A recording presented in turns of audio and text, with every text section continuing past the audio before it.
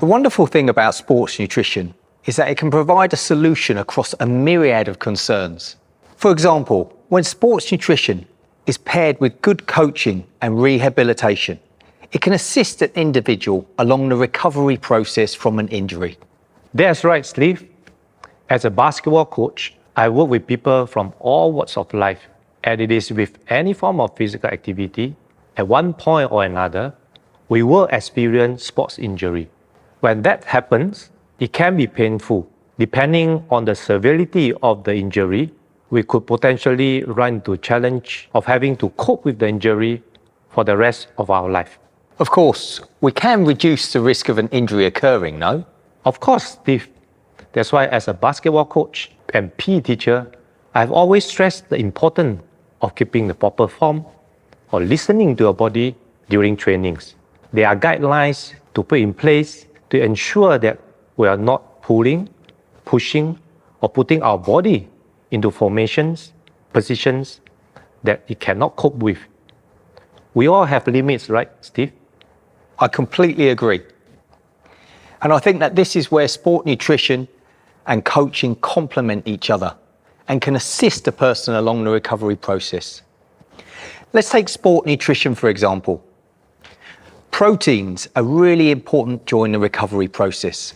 When an individual's injured themselves, their muscle tissues atrophy, so they waste away. Taking on board a good source of protein and amino acids during this period can help prevent that to some extent.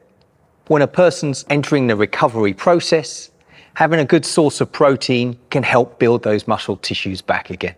Just as we are giving time to our body to rebuild those lost tissue and cells, we also need to give time to our body to recover. Our body automatically repair those cells and tissues when we are asleep. That doesn't mean muscle building is not happening when we are awake. What we do in those waking hours is equally as important during our recovery. Say, for example, that I've injured myself going for a run. What can I do physically to help push that recovery process along? Every injury is different.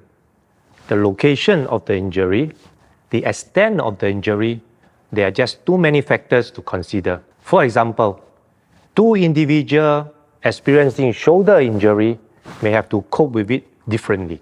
So how do we deal with sports injury from the physical standpoint?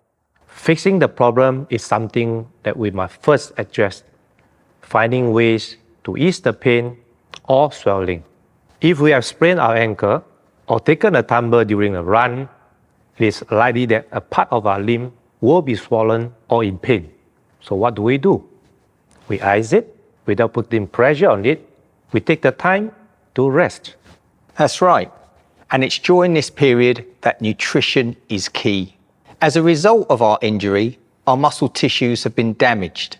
We need a good, balanced range of food from our diet to help nourish those tissues back into the recovery process and to assist with building that muscle tissue back. That's right.